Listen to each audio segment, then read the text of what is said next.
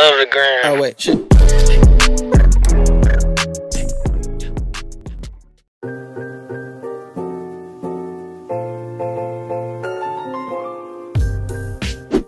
First, andito lang ako sa aking YouTube app para ipakita sa inyo ang aking YouTube subscribers count in actual para masabi nating legit.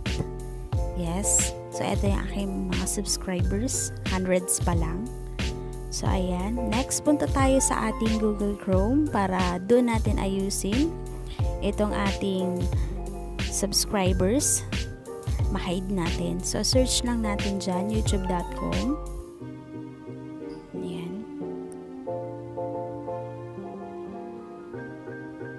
Dyan tayo magsisetting ng ating subscribers.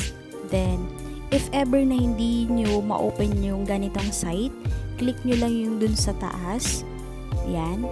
Pakita ko sa inyo. Request lang kayo ng desktop site. Iba alam na to pero para sa hindi pa nakakaalam. So, ito yung gagawin nyo. Then, after nun, pag lumabas na yon, click nyo yung profile nyo dun sa gilid, sa taas.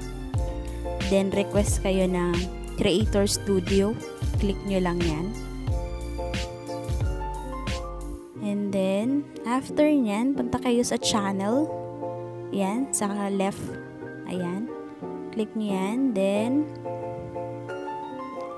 down, meron dyan advance. Click nyo din yung advance. Dating sa baba, ayan, may advertise, associated, eto, subscribers count. So, click nyo lang yung do not display the number of people subscribers to my channel. So, yun lang, save nyo na. Balik tayo dun sa ating YouTube application. Ayan. Your YouTube channel. So, eto na siya, actual. So, ganun lang kadali mag-hide ng inyong subscribers. Same process lang din kung gusto nyo ibalik yung mga subscribers nyo, yung nakikita ng iba.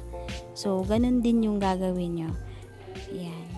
Kung na-hide nyo na at gusto nyo makita yung mga subscribers nyo, ayan. So, click mo lang yung my channel. Same process lang din kanina.